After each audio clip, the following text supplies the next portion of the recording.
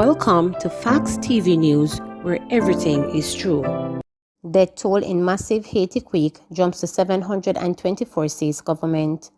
The death toll in Haiti's powerful earthquake jumped to over 700 on Sunday, as crews desperately dug through collapsed buildings for survivors in the Caribbean nation still reeling from its president's assassination.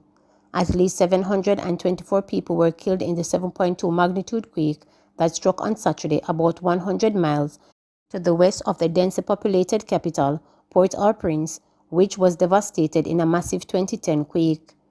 Churches, businesses, schools, and homes crumbled in Saturday's quake that trapped hundreds of victims on the rumbled and left at least 2,800 people injured, the country's Civil Protection Agency said in an update. Heavy damage was reported in the center of the city of Jeremy, home to around 200,000 people and composed primarily of single-story buildings.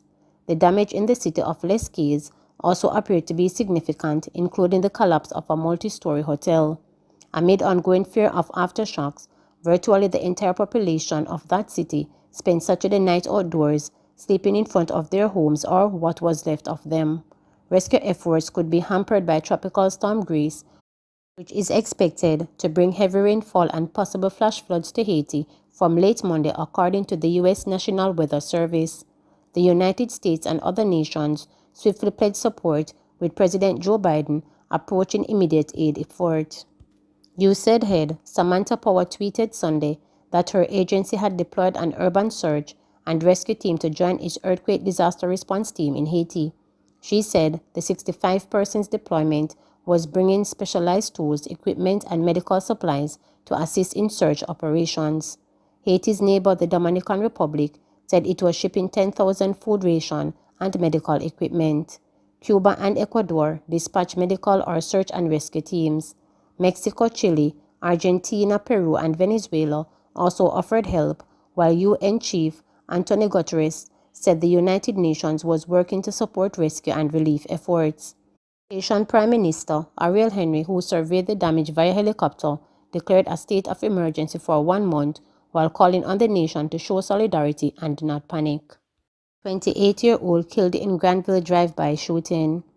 A man was shot and killed during a drive-by shooting on Guns Drive in the violence-torn community of Granville, St. James on Saturday. Dead is 28-year-old Romaine Scott of a Granville address. According to reports, Scott's death is linked to an ongoing gang feud in the community. When contacted by reporters, Councillor for the Granville Division, Michael Thorpe, shared that the incident was the third murder within the division since Thursday. Granville is at a critical spot as we speak. We have had 3 murders in 3 days. It is a tit for tat, he said. Thorpe also pointed out that Scott's death marks the 15th murder in Granville since late May, and against that background, said he was renewing his call for a zone of special operations in the division. We have 15 murders now. If this division does not qualify for a zone of special operations, I don't know what else will qualify for it, because it is not 15 murders since the start of the year. It is 15 murders over a period of 3 months, Thorpe said. I am renewing my call for permanent presence of the police, or give us a state of emergency for 3 months, but we need to get in action. No more promises, we need action. The residents are scared, and they have started to move out, he added. The councillor is also calling for a police post to be implemented in Granville. He noted that his request for a police post in the volatile community comes amid residents' complaint of not knowing how to contact the Meadows of Irwin police in case of an emergency. Now we don't have a police station because it burned down about 3 months ago. What I am calling for is to have a police post to be placed in Granville, or we can use the community center as a base. Nobody in Granville, as we speak, know the number for the police station in Irwin. Not even me, as the councillor, know the number for that police station, he noted. Gang feuds behind Steertown murders, says cops. The police are blaming gang feuds for a number of recent murders in the Steertown section of the parish St. Anne. There have been at least 6 killings reported in the area since the start of the year, making it St. Anne's most crime-plagued community. The latest victim is 26-year-old Tafari Sinclair, otherwise called Tukum, from Steertown. A gunman killed him in broad daylight last Friday in the Damhead area of the town, the Jamaica Constabulary Force said. Reports are that at 12:30 p.m., Sinclair was along the roadway in his community when he was pounced upon by a lone gunman who opened gunfire at him. He was taken to hospital, where he was pronounced dead, stated the police. The community recorded its first murder on the evening of January 1, when a gunman shot dead 39-year-old groundsman Hussein Fletcher from Damhead Stairtown. Two other men with whom Fletcher was standing at this gate were wounded in the attack. 3 days later, a man armed with a gun invaded a house at Green Bay and shot 48-year-old cosmetologist Althea Gallimore, also called Nancy. She succumbed to her wounds on the 22nd of January, the JCF said. Another murder was committed on the morning of March 24, when a gunman killed 26-year-old taxi operator Roshane Scully. A man who was inside the Toyota Voxy motor bus driven by Scully was shot and wounded. The police reported that a gunman also struck on the evening of May 6, killing 40-year-old boat captain Oswald Simmet. At the time of the incident, Simmet was sitting on a wall at his gate in Warren River. Police later arrested and charged 28-year-old Devar Hickley for the same community in relation to the crime. In another incident, gunmen shot and killed 55-year-old Decoy Robinson, otherwise called Silence, on June 11. The crime transpired at Robinson's home in Warren River. Despite the spike in murders in Stairtown, St. Anne has had fewer murders so far this year than last year. Up to August 12, the police had recorded 30 murders in the parish, compared to 43 from the corresponding period last year. Hotel Versailles owner Jim Thomas dies from COVID. James Jim Thomas, the owner of Hotel Versailles in Clarendon, died on Friday after being infected with COVID-19. His wife is now battling with the virus. Counsel for the Denby Division, Joel Williams, said the death is a hard hit for the parish and the business community in particular, describing Thomas as one of the finest human beings you could come across. Williams said he first became aware of Thomas' condition on Sunday night when he got a call from Humble Lions player Sheldon Holness for assistance to get an ambulance to take the businessman to Kingston. Tuesday night when I got home, I called him and we spoke. I was checking on something for him. I told him I would call back, Williams informed. He said on Friday he intended to call Thomas in the night, only to receive the news that he had passed.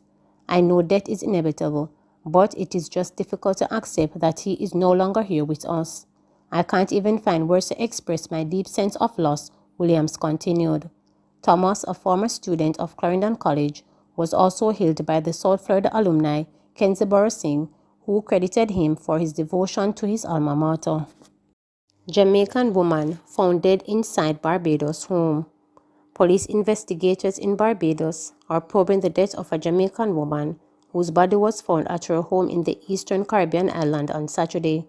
The deceased has been identified as 39-year-old Charmaine Merchant of 160 Willow Drive, Ruby Park in St. Philip. She was reportedly found hanging inside a garage at the premises. According to the Barbados Nation News, residents were alerted to the incident in the early hours of the morning. Additional details surrounding the circumstances of the Jamaican's death were not provided. Criminals migrating to St. Mary. The police have apprehended quite a number of criminals fleeing other parishes and seeking refuge in St. Mary, according to Superintendent Bobette Morgan Simpson, who is in charge of the parish. What we need to understand is that St. Mary is a quiet parish, she said Thursday during a sitting at the Parish Municipal Corporation. She added, "We have been getting information and finding that there are criminals migrating from the hotspots, getting away from their enemies and coming into this space. Whenever we get the information, then we will act in terms of operational activities. We have apprehended quite a number of them. When we do our checks, we find that they have been wanted in another area. So we continue to partner with the other divisions in terms of whole matter of crime fighting." In addition, to urge residents to continue helping to catch migrating criminals, Morgan Simpson appealed for information regarding to murder perpetrated in St. Mary. "One of the challenges that we're having in clearing the murders is that persons are afraid to come forward to give statements to the police. They would tell us, but to get them to put it on paper is really where the challenge lies," she said. "Some of the times, they will tell us that the person who committed the crime has a mask, and so they really don't know. The whole matter of seeing blind, hear and deaf is affecting investigations. If you saw and nobody is going to tell us what happened, then it is going to be a challenge for us. The senior cop noted that, even with scientific evidence, eyewitness testimony is paramount in securing convictions in court. We are using the technology to assist us in solving crime, and that has been helping us a lot in terms of picking up and using the DNA, using the scientific evidence, and so on. But eyewitness information is very, very important as well, and so I am appealing to the citizens to assist us in this regard, she emphasized. In the meantime, Morgan Simpson stated that dispute among residents are the main factors behind most murders committed in St. Mary. She disclosed, so far this year, 11 murders have been recorded in the parish compared to 21 for the corresponding period last year. Of that 11, 1 murder transpired in the Islington police area, 2 in Onoto Bay, 3 in Richmond, 3 in Aracabessa, and 2 in Gale. Regarding other crimes, no rape have been reported in the parish so far this year compared to 15 in the same time frame last year. Robberies are down by 5 or so compared to the 15 recorded in the same period last year. Morgan Simpson added, "We have a total of 69 serious and violent crimes committed in the parish since the start of the year. 37 have been cleared. The same period in 2020, there were 92 serious and violent crimes committed in St. Mary. Break-ins and shootings remain among the main concerns in the parish," the police said. Please remember to subscribe, like, share, and click the notification bell for daily updates.